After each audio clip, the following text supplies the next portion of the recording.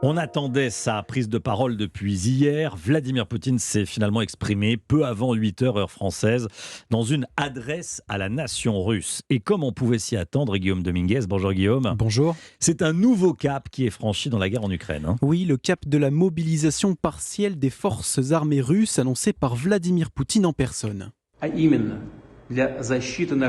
Pour assurer la sécurité de notre peuple et de celui des territoires libérés, j'estime nécessaire de soutenir la proposition du ministre de la Défense de procéder à une mobilisation partielle en Fédération de Russie.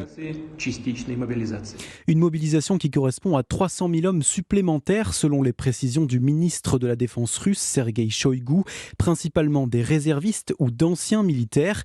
Une annonce qui intervient alors que la guerre en Ukraine s'enlise dans un 8e mois de conflit et que les forces armées russes ont essuyé plusieurs revers suite aux contre-offensives menées par Kiev ces dernières semaines, essentiellement dans le nord-est et dans le sud du pays.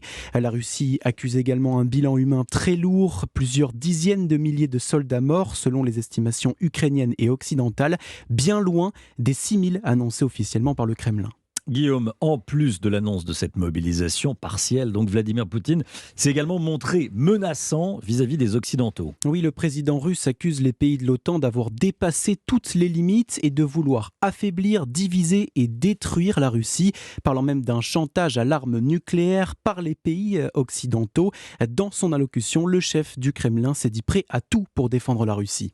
Si l'intégrité territoriale de notre pays est menacée, nous utiliserons sans aucun doute tous les moyens à notre disposition pour protéger la Russie et notre peuple. Je dis bien tous les moyens, ce n'est pas du bluff. Voilà, une menace qui intervient au lendemain de l'annonce de la mise en place des référendums d'annexion par les autorités locales pro-russes des régions de Donetsk, Lugansk, Kherson et Zaporijia.